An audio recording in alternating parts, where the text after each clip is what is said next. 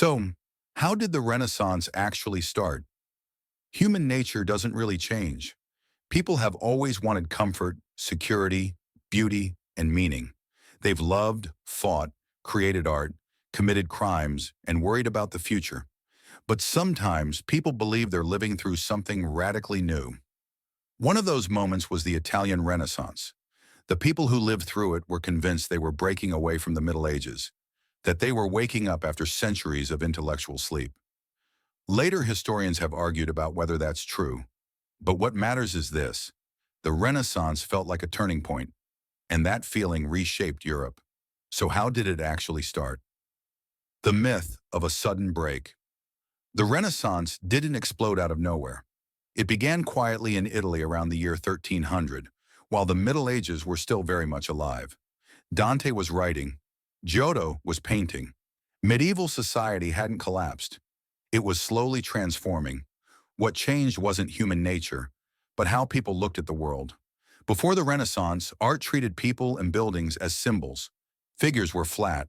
Landscapes weren't real places, just decoration. By the 1400s, painters were creating believable human beings, real rooms, real streets, real expressions. People started to look like individuals instead of religious icons. Why it happened in Italy? Italy wasn't a unified country. It was a collection of city-states, Florence, Venice, Milan, Rome, constantly competing. That competition made them rich. Italy sat at the center of Mediterranean trade. Goods flowed in by sea and out by land. Cities like Florence became financial hubs. Banking, insurance, credit systems, and double-entry bookkeeping were pioneered here. Power moved away from feudal landowners and into cities. Money concentrated in towns. And when money concentrates, culture follows. Political chaos created opportunity. Italy's political instability actually helped. The Pope abandoned Rome for Avignon in 1305. Northern Italy slipped out of imperial control. Southern Italy fractured. No single authority dominated the peninsula.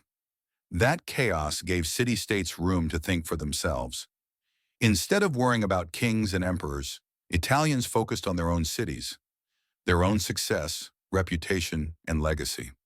The rediscovery of the ancients, Renaissance thinkers, believed the Middle Ages were a dark age.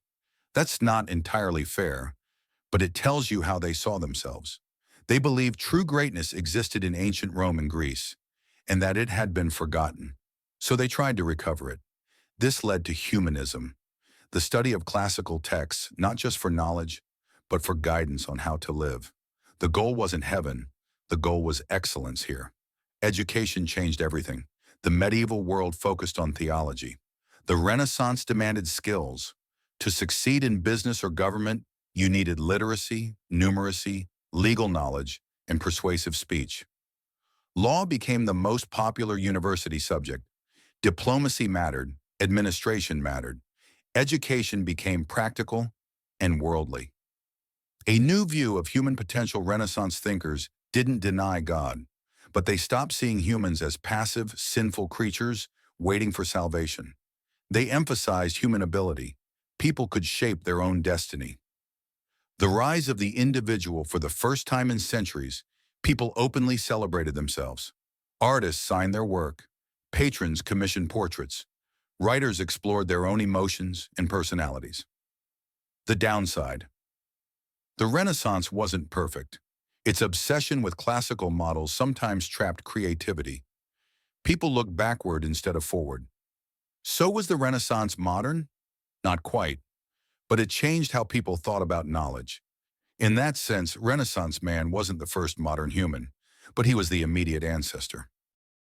If you enjoyed this, I am making an entire series about the Renaissance, so like and subscribe to make sure you catch them all. Also let me know where you are and what you want to see next.